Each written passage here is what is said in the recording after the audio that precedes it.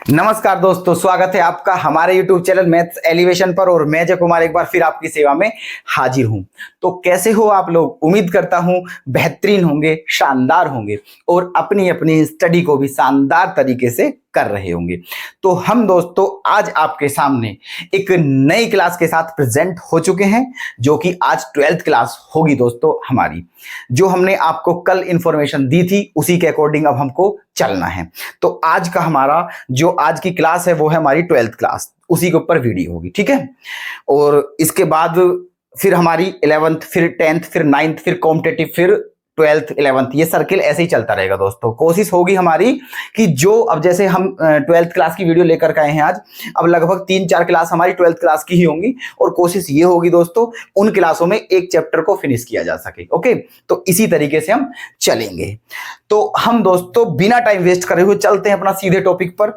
लेकिन क्या है, उससे पहले ये देखना है हमें कि 12th क्लास में टोटल कंटेंट कितना है, मतलब कितने चैप्टर है मैथ के, ठीक है। तो देखना इसका कंटेंट क्या है। देखो सब्जेक्ट क्या है दोस्तों हमारा, मैथ्स क्लास 12th है। यूजफुल क्या है, ये जो क्लासें होंगी हमारी सारी की सारी यूपी बोर्ड और सीबीएसई बोर्ड दोनों के लिए इंपॉर्टेंट है ना। बुक कौन सी होगी दोस्तों हमारी, एनसीईआरटी है ना, ये बुक कराएंगे हम बिल्कुल कंप्लीट, ठीक है। चलो, तो 12th क्लास का जो हमारा कंटेंट है देखना, वो 12th क्लास का जो मैथ है हमारा 2 पार्ट में डिवाइडेड है, पार्ट फर्स्ट और पार्ट सेकंड, ठीक है। तो पार्ट फर्स्ट में कितने चैप्टर हैं दोस्तों, पार्ट फर्स्ट में 6 चैप्टर हैं और पार्ट सेकंड में कितने चैप्टर हैं, 7। ओके, चलो, तो पार्ट फर्स्ट के जो 6 चैप्टर हैं हमारे वो क्या है देखना। पहला चैप्टर कौन सा है, रिलेशन एंड फंक्शंस। हिंदी दोस्तों नीचे लिखी हुई है, आप देख सकते हैं, ठीक है। Inverse trigonometric function, matrices, determinants, continuity and differentiability, application of derivatives. तो ये 6 चैप्टर जो है ये पार्ट फर्स्ट के हैं दोस्तों, और ये जो 7 चैप्टर हैं ये पार्ट सेकंड में है, ठीक है। कौन कौन से, integral, application of integrals, differential equation, vector algebra, 3 dimensional geometry, linear programming और अंतिम चैप्टर हमारा प्रोबेबिलिटी, ठीक है। ये टोटल मिलाकर हमारे 13 चैप्टर हैं जो 12th की बुक में, जो हमें बिल्कुल कंप्लीट करने हैं और हम अवश्य करेंगे, ठीक है। ओके, तो आज हमारा जो चैप्टर होगा वो होगा हमारा चैप्टर फर्स्ट। स्टार्ट करते हैं दोस्तों हम रिलेशन एंड फंक्शन। तो अब चलते हैं दोस्तों आज के अपने जो आज हम स्टार्ट करने के लिए जा रहे हैं चैप्टर नंबर फर्स्ट, जिसका नाम होगा रिलेशंस एंड फंक्शंस, संबंध तथा फलन। ओके, अच्छा, अब इसमें 2 टॉपिक है दोस्तों, एक तो रिलेशंस का है और एक क्या है, फंक्शंस का है। तो दोनों तो एक साथ कर नहीं सकते ना हम, तो इसीलिए सबसे पहले हम क्या पढ़ते हैं, रिलेशन चैप्टर पर रिलेशन पढ़ते हैं, टॉपिक जो है, ठीक है, संबंध है ना। जब ये रिलेशन कंप्लीट करने के बाद फिर पढ़ेंगे हम फंक्शन। वैसे दोनों ही पहले चैप्टर में है, ठीक है। तो देखिए संबंध क्या होता है, रिलेशन। देखो रिलेशन आपको पता है संबंध क्या होता है, ठीक है। जो कि जैसे कि हमारे परिवार में हमारा एक दूसरे के साथ संबंध होता है, ठीक है, उस वही तो संबंध होता है, ठीक है, वही संबंध है। लेकिन यहाँ जो है, यहाँ थोड़ा क्योंकि ये मैथ्स में है, ठीक है, तो ये मैथ के हिसाब से रिलेशन है बस, है ना। बाकी रिलेशन तो रिलेशन होता है। ओके, चलो, तो रिलेशंस के टाइप्स देखते हैं, कितने टाइप्स हैं इस रिलेशन के, ठीक है। टाइप्स ऑफ रिलेशंस, ठीक है, संबंधों के प्रकार। तो रिलेशंस जो रिलेशन है दोस्तों वो 4 टाइप हैं उसके। नंबर 1 स्वतुल्य संबंध, जिसे बोलते हैं रिफ्लेक्सिव रिलेशन। नंबर 2 सम्मित, सिमेट्रिक। नंबर 3 संक्रामक, ट्रांजिटिव। और नंबर 4 तुल्यता, इक्विवेलेंस रिलेशन, ठीक है। तो ये 4 टाइप होते हैं रिलेशन के, ठीक है। अच्छा, अब समझना कि ये चारों टाइप कैसे कैसे होते हैं, है ना। देखो दोस्तों, अब आप एक बात देखना, ठीक है, जो यूपी बोर्ड के बच्चे हों, उन्हें क्या करना है। देखो मैं वैसे बोर्ड पे दोनों ही लैंग्वेज लिखता हूं, हिंदी भी और इंग्लिश भी। क्यों, जो सीबीएसई के हैं वो इंग्लिश लिख सके और जो यूपी के हैं वो हिंदी समझ सके, इसलिए, ठीक है। लेकिन अब आप ये मत सोचना कि कहीं मैंने इज लिख दिया है, इज तो मैं उसे भी हिंदी में लिखूंगा है। देखो ये बहुत गलत बात हो जाएगी दोस्तों, आप भी जानते हो, ठीक है, क्योंकि I know very well about you, है ना, कि आप जानते हैं कि इज माने तो है ही होता है, ठीक है। तो मैं इंग्लिश लिखूंगा और उसकी हिंदी भी लिखूंगा, लेकिन जो इंग्लिश बिल्कुल नॉर्मल है, जिसकी हिंदी आप जानते हो, मैं उसकी हिंदी नहीं लिखूंगा, ठीक है, क्योंकि आप समझ जाओगे। छोटी जो बहुत नॉर्मल वाली इंग्लिश होती है ना, और जो इंग्लिश वैसी होती थोड़ी, मैं उसकी हिंदी पक्का लिखूंगा, ठीक है। तो बाकी आप समझ जाओ, और बाकी कुछ भी दिक्कत हो तो प्लीज कमेंट बॉक्स में जरूर बताना, हम फिर देखते हैं आपका, करते हैं उस चीज का समाधान। टेंशन की तो बिल्कुल जरूरत है ही नहीं, ठीक है, टेंशन तो आप छोड़ दीजिए आज से, ठीक है। देखो, तो पहला जो टाइप है हमारा स्वतुल्य संबंध, इसे क्या बोलते हैं हम इंग्लिश में? रिफ्लेक्सिव रिलेशन, ठीक है, रिफ्लेक्सिव रिलेशन। अब क्या होगा रिफ्लेक्सिव रिलेशन, देखना, समझिए। If A B belongs to R, then A belongs to R, और इसे बोलते हैं हम for all a B belongs to a. इस बात का मतलब ये है दोस्तों, ये तो थी मैथ की लैंग्वेज में, ठीक है, अगर लिखनी पड़ जाए तो ये मैथ की लैंग्वेज में, ठीक है। अब देखो, मैंने इफ की हिंदी नहीं लिखी क्योंकि मुझे पता है, आप जानते हो इफ माने होता है यदि, और देन माने क्या होता है? तब। मतलब यदि ए बी आर को बिलोंग करता है ना, तो ए भी आर को बिलोंग करता चाहिए, मतलब बिलोंग करना चाहिए, तभी जाके वो क्या हो पाएगा? रिफ्लेक्सिव, ऐसे करके, ठीक है। अब समझो, देखो, तो इसका मतलब क्या है? देखो, दो संख्या लीजिए, आप दो वस्तु लीजिए, कुछ भी लीजिए, दो संख्याएं ले ली मैंने, ठीक है, ए और बी माना दो संख्याएं हैं, ठीक है। तो जो संबंध एक संख्या का दूसरी संख्या के साथ है, वही संबंध एक संख्या का खुद के साथ भी होना चाहिए, तब जाकर के वो क्या होगा? रिफ्लेक्सिव रिलेशन होगा, ठीक है। अभी नहीं समझे आप, चलो फिर सुनना। देखो, मैं कह रहा हूं कि रिफ्लेक्सिव रिलेशन में क्या देखना है? जो संबंध पहले का दूसरे से हो, वही संबंध पहले का पहले से हो, तो जाके वो क्या होगा? रिफ्लेक्सिव रिलेशन होगा, ठीक है। अभी भी नहीं समझे हो ना, तो देखो अब समझ जाओगे। एग्जाम्पल देके दिखाता हूं मैं तुम्हें इसका, ठीक है। इसका रिफ्लेक्सिव का एग्जाम्पल क्या होगा? मैंने ले लिया है, दो लाइन है दोस्तों, दो लाइन, ठीक है, और दोनों क्या है? एक दूसरे के पैरेलल है, ठीक है। मैंने मान लिया है कि जो दो लाइन हैं वो दोनों ही एक दूसरे के क्या है? पैरेलल हैं। तो देखो, पहली लाइन दूसरी के क्या है? पैरेलल। तो पहली लाइन का संबंध क्या है दूसरी लाइन के साथ? पैरेलल का, मतलब समांतर का, ठीक है। तो पहली रेखा का दूसरी रेखा के साथ जो संबंध है वो क्या संबंध है? कि वो उसके समांतर है ना। चलो जी, तो पहली रेखा दूसरी रेखा के समांतर है, तो दोस्तों पहली रेखा खुद के भी समांतर माना जाएगी, समझ लेना आप ये बात, ठीक है। जो अगर कोई रेखा किसी दूसरी रेखा के पैरेलल है तो वो खुद के भी पैरेलल होती है ना। तो इसका मतलब पहली रेखा दूसरी के समांतर है, तो पहली रेखा खुद के भी समांतर होगी।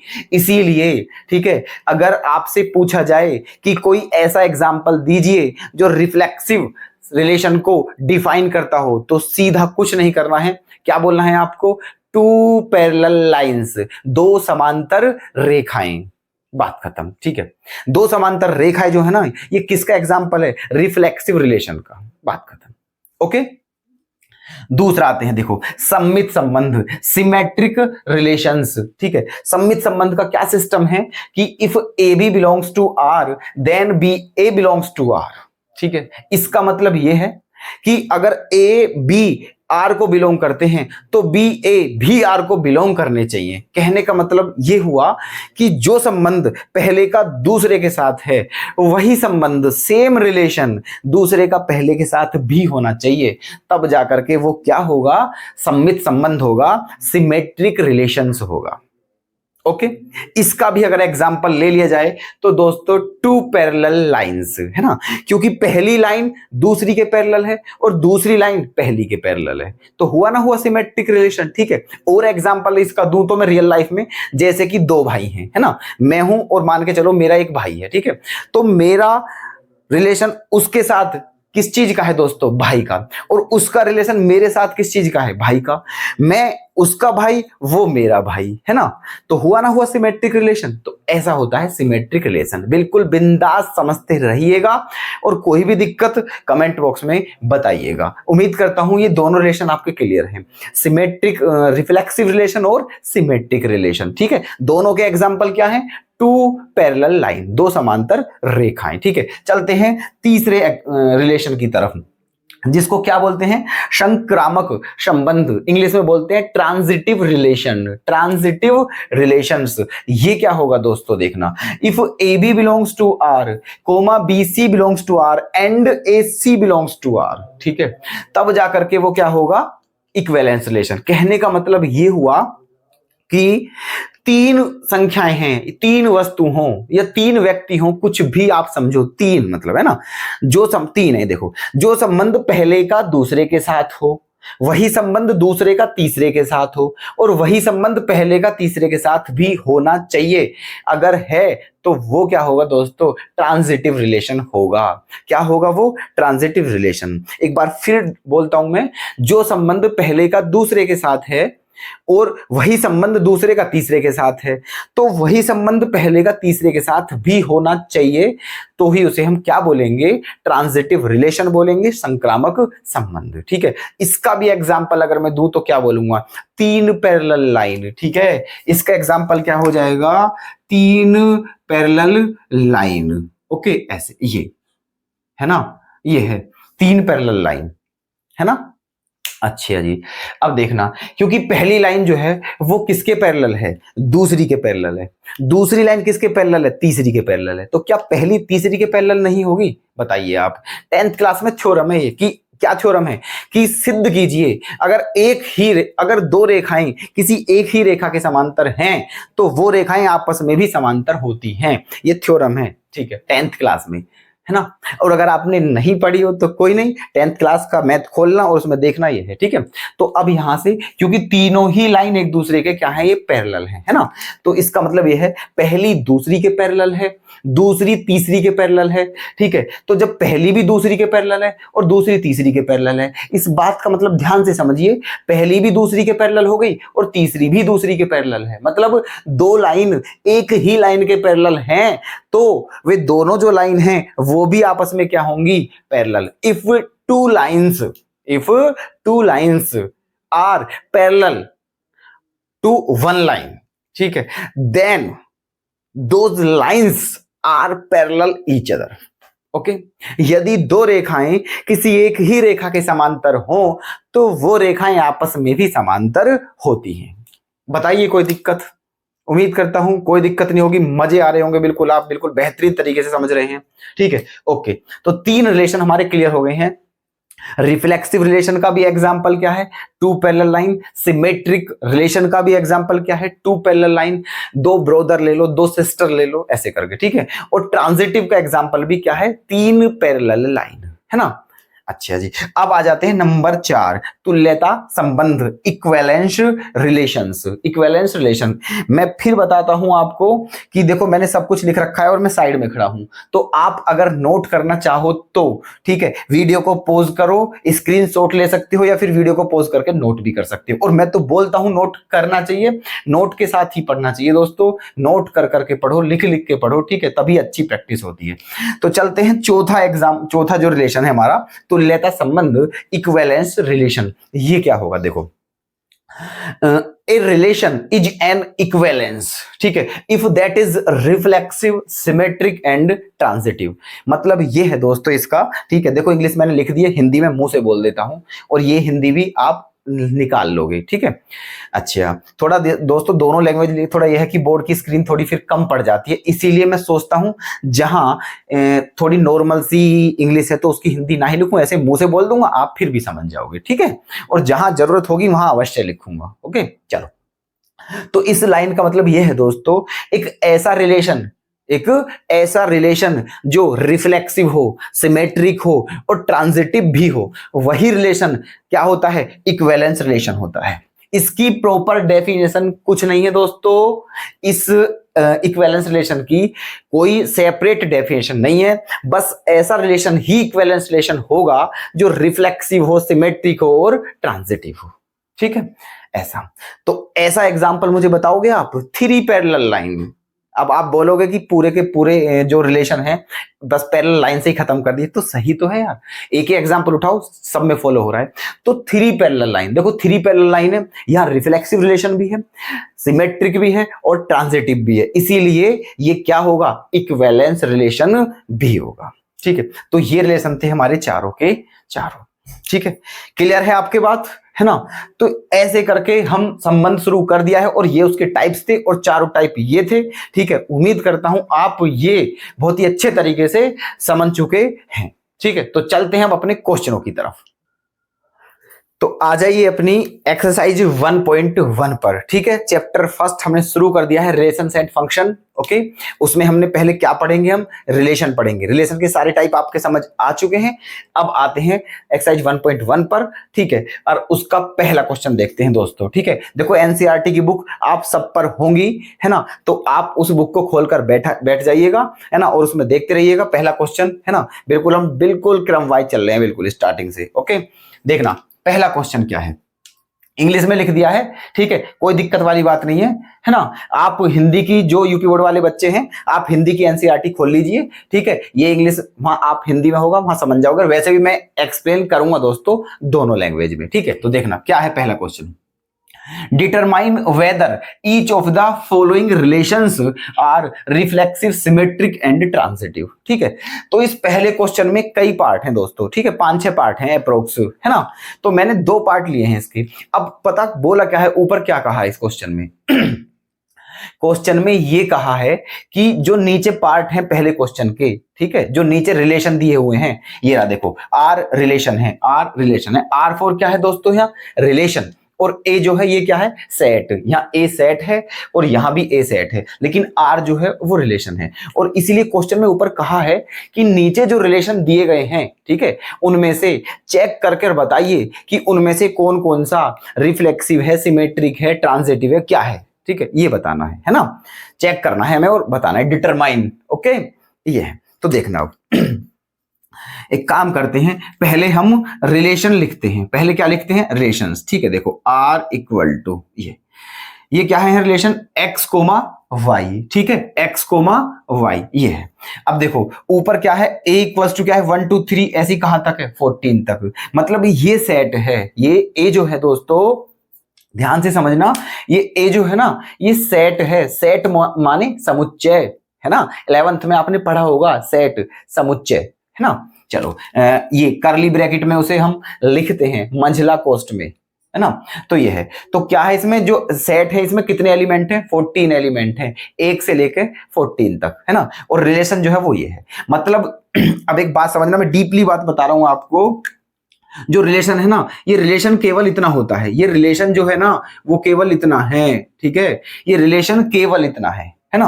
फिर ये आगे क्या सिस्टम दिया हुआ है, आगे दोस्तों ये सिस्टम दिया हुआ है। अगर केवल रिलेशन ये इतना ही देकर छोड़ देते तो फिर हम करते क्या, ठीक है, बताइए आप, हम क्या करते, है ना। क्योंकि फिर हम एक्स और वाई की वैल्यू लेते क्या, है ना। तो इसीलिए दिया क्या है क्वेश्चन में, ये रिलेशन देने के बाद आगे, है ना, हमें ये सिस्टम भी दे दिया है ताकि हम एक्स और वाई की वैल्यू को ले सकें। ओके, इस वजह से यहां से तो क्या दिया हुआ है, 3x minus Y equal to 0, है ना। अगर मैं यहां से y की वैल्यू निकालूं तो वो क्या आ जाएगी दोस्तों, 3x आ जाएगी। y बराबर क्या आ गया, 3x। इस बात का मतलब ये है कि जो y है ना वो x का 3 गुना है। Okay, y is 3 times of x, y x का 3 गुना है। तो हमको जो बनाना है यहाँ, रिलेशन बनाने हैं, रिलेशन। ओके, अब कैसे कैसे, x कोमा वाई, पहले x की मान निकला है, फिर y का, फिर दूसरे ब्रैकेट में ऐसी, फिर तीसरा ब्रैकेट, ऐसी करके हमें रिलेशन बनाना है। लेकिन समझ लेना एलिमेंट यही आने चाहिए, 1 से लेकर 14 तक के एलिमेंट लेने हैं बस। इनसे अलग हम कोई भी एलिमेंट नहीं ले सकते। x और y इन दोनों की वैल्यू केवल इन्हीं एलिमेंटों में से लेनी है, इनके अलावा नहीं लेनी है, समझे। तो देखना, अगर मैं y का, मैंने x के प्लेस पे क्या रख दिया, 1, क्या रख दिया x के प्लेस पे 1, तो y की वैल्यू क्या आ गई, 3। अगर मैंने x के प्लेस पे 1 रखा तो y की वैल्यू क्या आ गई, 3 1 जा 3, है ना। अच्छा, फिर मैंने x के प्लेस पे क्या रखा, 2, तो y का मान कितना आ गया, 6। x के प्लेस पे 3 रखा तो, है ना, देखो 1 रखा तो 3 की गुना 3 एकम 3, फिर 2 रखा तो 2 तिया 6, 3 रखा तो 3 तिया 9, 4 रख दूंगा अगर तो 4 तिया क्या हो जाएगा, 12, क्या हो जाएगा, 4 तिया 12। और अगर 5 रख दिया ना दोस्तों तो फिर 5 तिया क्या हो जाएगा, 15, जो कि पॉसिबल ही नहीं है। क्यों नहीं है, क्योंकि 15 इनसे बाहर चला गया है ना। हमें वही एलिमेंट लेने हैं, इंक्लूड करने हैं जो 1 से लेकर 14 इन्हीं में आए बस, केवल इनसे अलग एलिमेंट नॉट अलाउड हियर, क्योंकि मना क्वेश्चन में कहा है स्पेशल, ठीक है, ऐसा। तो ये तो हमारा रिलेशन बन गया ये 1,3, 2,6, 3,9 और 4,12। ओके है यहां तक रिपोर्ट, है ना? ठीक है, चलो तो ये रिलेशन हमारा बन चुका है। अब हमने रिलेशन बना लिया क्योंकि हमें, है ना, क्या पता लगाना है कि ये जो रिलेशन है ये रिफ्लेक्सिव, सिमेट्रिक, ट्रांजिटिव, इनमें से कौन कौन से हैं या कोई सा भी नहीं है, ये बताना है हमें, है ना? तो सबसे पहले उसके लिए हमें क्या चाहिए था? रिलेशन, जो कि हमने निकाल लिया है। अब बताएंगे यहां से, देखो पहले करते हैं रिफ्लेक्सिव की जांच। क्या करते हैं? रिफ्लेक्सिव की जांच, है ना? पहले करते हैं हम रिफ्लेक्सिव की जांच। तो क्या पहले करेंगे रिफ्लेक्सिव, है ना? इसको देखते हैं रिफ्लेक्सिव। अब देखो रिफ्लेक्सिव की जब डेफिनेशन शुरू में लिखी थी दोस्तों, तो उसमें क्या लिखा था कि if A B belongs to R then A belongs to R. मतलब अगर ए बी आर में है तो ए भी आर में होना चाहिए, है ना? देखो कैसे, मतलब मैं क्या कहना चाह रहा हूं, देखो इसमें 1,3 है। क्या है 1,3? किसके अंदर है? वो आर के अंदर है। ये सारे जो है ये चार हैं दोस्तों, ये चार रिलेशन हैं जो एलिमेंट है, मतलब ठीक है, ये किसके अंदर है? आर के अंदर है। अब जैसे मान के चलो 1,3 किसके अंदर है? आर के। तो 1,1 भी होना चाहिए था आर के अंदर, या फिर 2,6 आर के अंदर है तो 2,2 भी आर के अंदर होना चाहिए था, या फिर 3,9 आर के अंदर है तो 3,3 भी आर के अंदर होना चाहिए था, या फिर 4,12 आर के अंदर है तो 4,4 भी आर के अंदर होना चाहिए था। ऐसे कोई सा एक, तब जाकर के क्या होता है? रिफ्लेक्सिव। बट ऐसा नहीं है दोस्तों, है ना? तो इसीलिए ये रिफ्लेक्सिव नहीं होगा। बताइए आप कमेंट में, हमें बताइए अगर आपको बिल्कुल समझ कोई दिक्कत दिख रही हो। ठीक है, बहुत इजी चीज है, बस थोड़ा ध्यान से समझना। और अभी लिखूंगा दोस्तों, लिखना भी बताऊंगा, लिखना है बाकायदा, क्योंकि एग्जामिनर आपकी राइटिंग देखेगा, ठीक है, वो आपके सामने नहीं होगा, आपसे पूछनी है ना, कि भी पूछ लेगा तुमसे, तुमने जो लिखा है वो उसे ही देख के आपको मार्क्स देंगे। तो इसलिए लिखने में कोई दिक्कत नहीं करनी, बड़े तरीके से लिखना है। ये क्लास का पढ़ रहे हैं हम, कंपटीशन का नहीं पढ़ रहे। कंपटीशन में तो हमें केवल आंसर से मतलब होता है, लेकिन यहाँ तो दोस्तों पूरा प्रोसेस जमाना पड़ता है। तो देखो हमें पता चल चुका है कि ये रिफ्लेक्सिव नहीं है, तो कैसे लिखना है? देखो रिफ्लेक्सिव में, चूंकि A B belongs to R but, है ना, A A A A not belongs to R. समझे?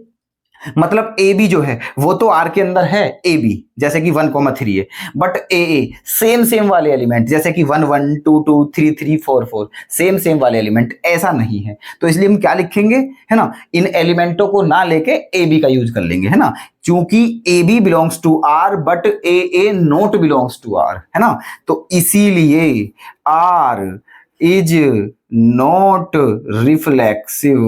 Okay, R is not reflexive, मतलब जो आर है रिलेशन वो स्वतुल्य नहीं है। ठीक है, आर स्वतुल्य नहीं है, ये इसकी हिंदी है। बताइए यूपी बोर्ड वाले ने भी बिल्कुल दिक्कत नहीं आ रही होगी, ऐसा मेरा विश्वास है। ठीक है, वो समझ रहे होंगे, क्योंकि ये बहुत बड़ी वाली इंग्लिश नहीं है दोस्तों। मैथ में इंग्लिश का कोई रोल होता ही नहीं है, मैथ में तो बड़ी नॉर्मल सी इंग्लिश होती है। ठीक है, उसे तो आप ये समझो कि ऐसे ही समझ लेता, कोई भी समझ लेगा उसे, है ना। ठीक है, तो R is not reflexive, R स्वतुल्य नहीं है। पहला कंप्लीट, हमने चेक कर लिया रिफ्लेक्सिव, मतलब ये रिफ्लेक्सिव नहीं है। अब करते हैं सिमेट्रिक चेक करेंगे। क्या चेक करेंगे अब? सिमेट्रिक, मतलब क्या चेक करेंगे? सिमेट्रिक, सममित है या नहीं। देखो उसके लिए क्या प्रोसेस होना चाहिए, है ना। आप डेफिनेशन पे पहुंचिए जो मैंने बताई थी सिमेट्रिक की डेफिनेशन, कि if A B belongs to R then B A belongs to R, है ना। कहने का मतलब अगर ए बी आर को बिलोंग करते हैं तो बी ए भी आर को बिलोंग करना चाहिए, तब जाकर के वो क्या होगा? सिमेट्रिक। लेकिन यहां देखो तुम 1,3 आर के अंदर है क्या? 3,1 आर के अंदर है? नहीं है। 2,6 है लेकिन 6,2 नहीं है। 3,9 है लेकिन 9,3 नहीं है। 4,12 है बट 12,4 नहीं है।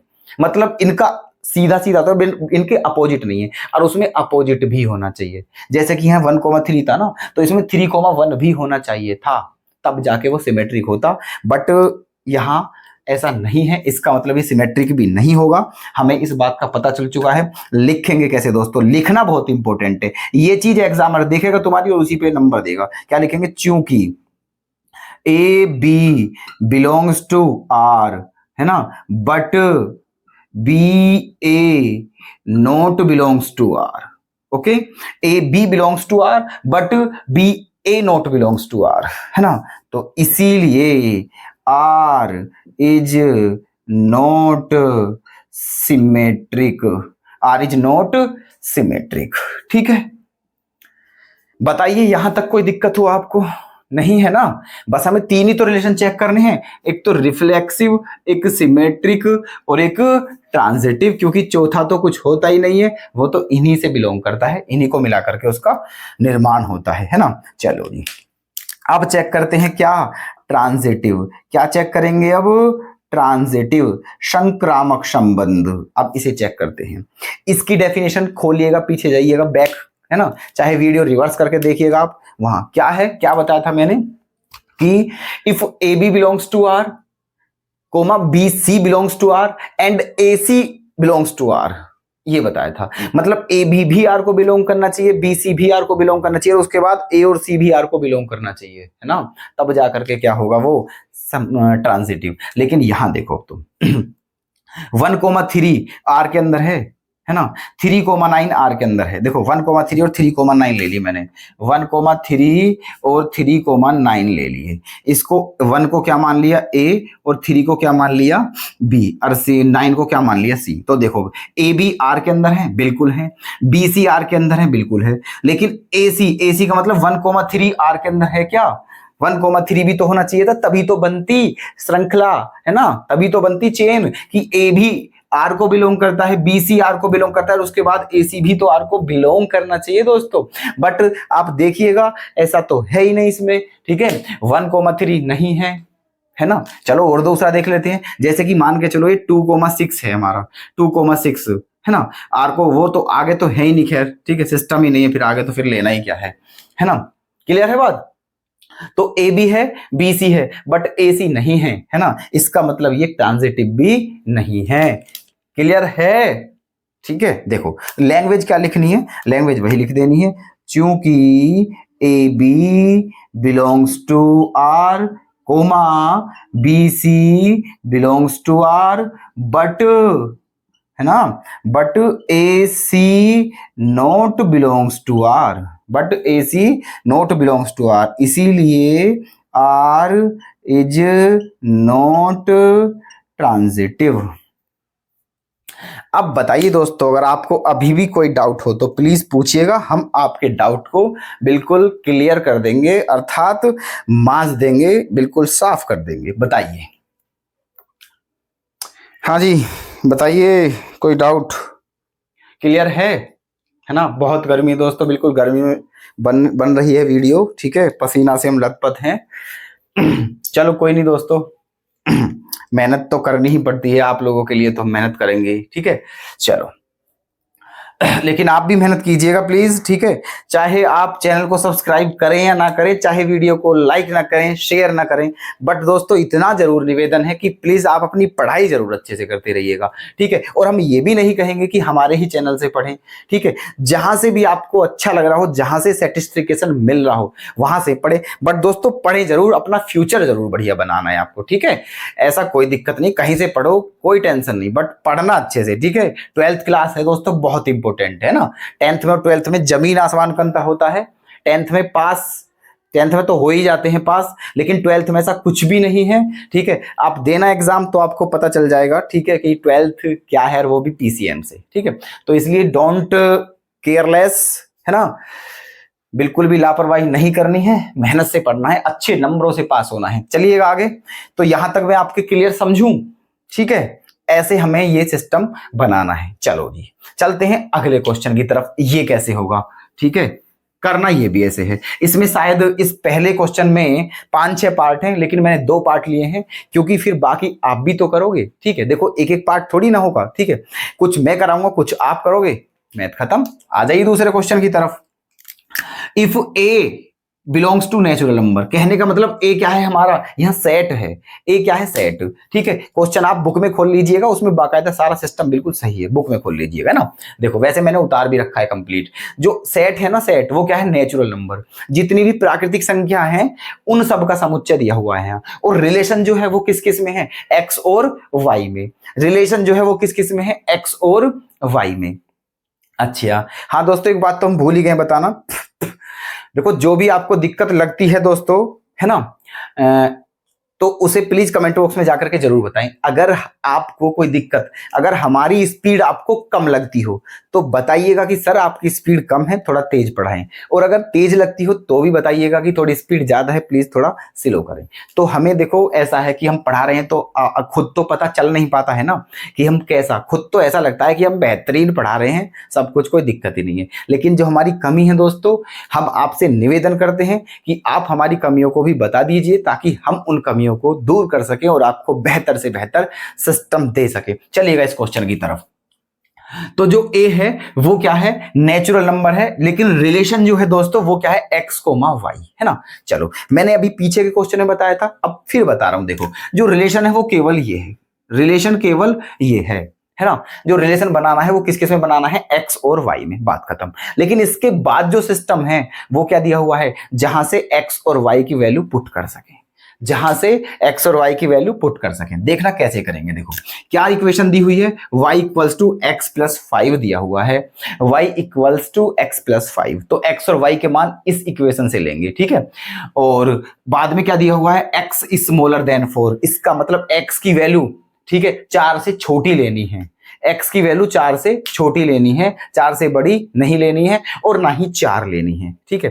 क्यों, अब 4 से छोटी लेनी है, इसका मतलब x की वैल्यू दोस्तों 4 से छोटी लेनी है। इसका मतलब x की वैल्यू क्या क्या ले सकते हैं, 1 2 3, केवल ये 3 वैल्यू ले सकते हैं हम x की, इनके अलावा नहीं ले सकते। क्यों नहीं ले सकते, क्योंकि 4 से छोटी बोला है। अब 0 -1 ये क्यों नहीं ली, क्योंकि ऊपर देखो स्पष्ट लिखा हुआ है कि नेचुरल नंबर लेने हैं दोस्तों, ठीक है। और मैं इतनी तो उम्मीद कर ही सकता हूं आप लोगों से कि आप जानते हो नेचुरल नंबर क्या होता है, ठीक है। तो ऐसी संख्याएं जो 1 से स्टार्ट होती हैं वो नेचुरल नंबर होती हैं, ठीक है। तो ऐसे करके चलो रिलेशन बना लेते हैं पहले, क्योंकि तभी डिफाइन कर पाएंगे हम संबंध जो हमारे रिलेशन, ठीक है। देखना तो x का मान क्या क्या लेना है, 1 2 3, तो 1 ले लिया मैंने। अगर x का मान मैंने 1 ले लिया तो दोस्तों y का मान क्या होगा, है ना, 6 हो जाएगा। क्या हो जाएगा, 6, क्योंकि जो y है ना वो x से कितना अधिक है, 5 अधिक है ना। चलो जी, अगर x का मान मैंने 2 ले लिया तो y का मान कितना हो जाएगा, 7। अगर x का मान मैंने 3 ले लिया तो y का मान कितना हो जाएगा, 8। ये बन चुका है हमारा रिलेशन, ये बन चुका है हमारा रिलेशन, ठीक है। ओके, अब आप देखिएगा और बताइएगा, ठीक है। मुझे लगता है कि आप बिल्कुल इसे कर लोगे, अब कोई दिक्कत नहीं होनी चाहिए। पहला देखो, पहले रिफ्लेक्सिव चेक करना है। कौन सा चेक करना है, रिफ्लेक्सिव, ठीक है। चलो अब बताओ रिफ्लेक्सिव है या नहीं। देखना 1,6 R के अंदर है, लेकिन 1 1 भी, ठीक है। देखो कहने का मतलब यह है दोस्तों, सीधा सीधी रिफ्लेक्सिव की तो सीधी पहचान है, एक एलिमेंट ऐसा हो जो रिपीट हो, एक एलिमेंट ऐसा हो जो रिपीट हो, जैसे कि 1 1 2 2 3 3 6 6 7 7 ऐसे करके, तो ही जब कंडीशन क्या बन पाएगी, रिफ्लेक्सिव की। और अगर ऐसा नहीं है तो आप समझ लीजिएगा कि वहां रिफ्लेक्सिव रिलेशन है ही नहीं, है ना। तो देखना अब जैसे कि 1,6 है, क्या है 1,6, तो 1 1 भी होना चाहिए था, या फिर 2,7 है तो क्या होना चाहिए था, 2 2, है ना। 3,8 है तो क्या होना चाहिए था, 3 3, बट ऐसा कुछ भी नहीं है। इसका मतलब ये रिफ्लेक्सिव रिलेशन नहीं है। लिखना कैसे है, जैसे यहां लिखा था, ठीक है, जैसे यहां लिखा था। कैसे लिखना है, ठीक है, चूंकि A B belongs to R but, है ना, A not belongs to R, है ना, इसीलिए R is not reflexive, R is not reflexive. Okay, second check करते हैं, क्या, सिमेट्रिक। सेकंड चेक करते हैं, सिमेट्रिक। ओके, अब सिमेट्रिक की क्या शर्त है दोस्तों? अगर ए बी है तो बी ए भी होना चाहिए। तो जैसे कि 1 6 है तो 6 1 भी होना चाहिए था, 2 7 है 7 2 होना चाहिए था, 3 8 है 8 3 होना चाहिए था। बट यहां भी ऐसा कुछ नहीं है।